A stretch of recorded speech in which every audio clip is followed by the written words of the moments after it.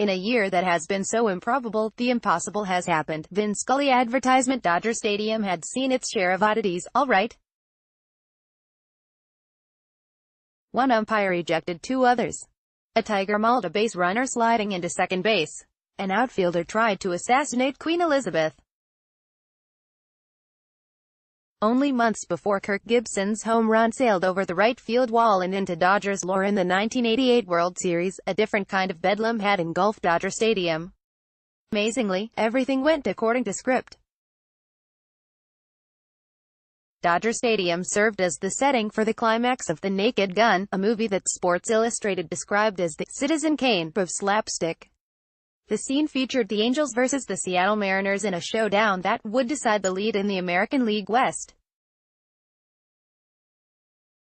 Never mind that the game was played inside Dodger Stadium, with a Los Angeles police detective serving as an undercover umpire after having bungled the national anthem while posing as a renowned opera singer.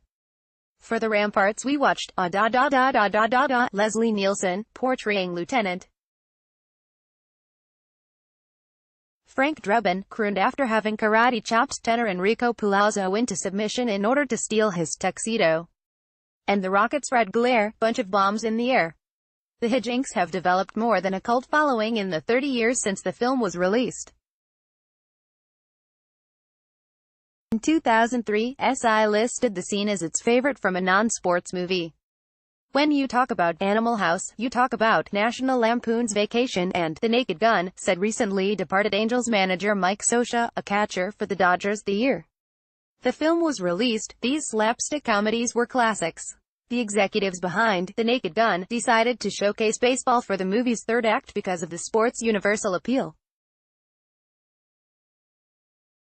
Of course, that meant the same creative forces behind the Airplane movies also had free rein to lampoon every aspect of a national pastime with stuffy traditions.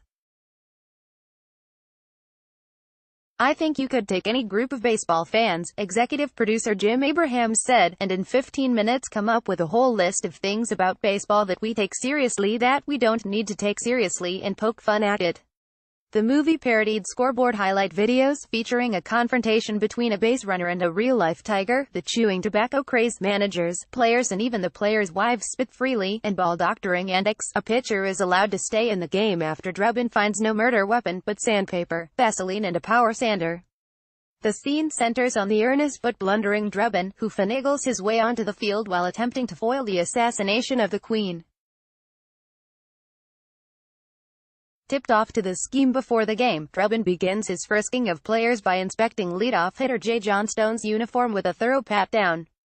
A little tight in the crotch, Drebin notes before instructing the teams to play ball.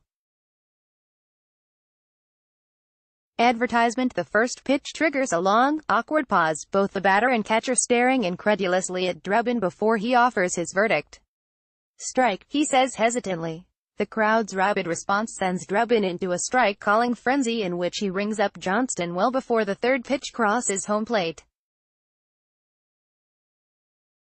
Drebin breaks into a celebratory moonwalk that commences a montage set to Randy Newman's "I Love L.A.," which remains part of the daily soundtrack of Dodger games. "Everything we spoof, we love," said writer-director-producer David Zucker. "We just went after every baseball cliché." The irreverence carried over to the broadcaster's booth, where the all-star lineup include Curt Gowdy, Jim Palmer, Tim McCarver, Dick Vitale, Mel Allen, Dick Enberg and, just as you might have figured, psychologist Dr. Joyce Brothers. The usually verbose Vitale was among the quietest on the set. "I was in awe next to all of these Hall of Famers," Vitale remembered. Movie creators initially wanted to cast Gibson and the Dodgers playing in their home stadium along to the cadence of broadcaster Vin Scully. But Zucker said executives never heard back from Gibson and the Dodgers permitted only the use of their stadium because of concerns over being associated with an on-field brawl. A Dodgers spokesperson said neither Gibson nor Scully recalled being contacted about potential involvement. Gowdy tells listeners on the broadcast that the game is being played at the Big A, now Angel Stadium, even though casual baseball fans can tell it was shot inside Dodger Stadium. Angel Stadium is shown only momentarily, in an establishing shot featuring its exterior. Adding to the hilarity, there's also a shot of the interior of Wrigley Field.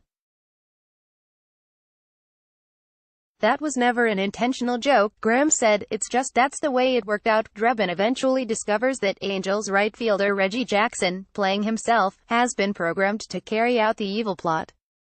Jackson, walking robotically as a result of sensory-induced hypnosis, fetches a gun from beneath second base while repeatedly uttering, "I must kill the Queen." Drebin stops the outfielder only after a dart shot from his cufflinks strikes a woman in the upper deck, forcing her to fall on top of Jackson. That leads to perhaps the movie's most iconic line, after Drebin removes his umpire's mask to reveal the face the crowd had seen botch the national anthem before the game. "Hey, it's Enrico Palazzo," a fan yells. The USC Trojan marching band makes a cameo shortly thereafter when it stomps on the dead body of evil mastermind Vincent Ludwig, who had been run over by a bus and a steamroller only moments earlier. "Oh, Frank, that's horrible. That's so horrible," Drebin's sidekick, Capt. Ed Hawken, says while starting to bawl. "My father went the same way."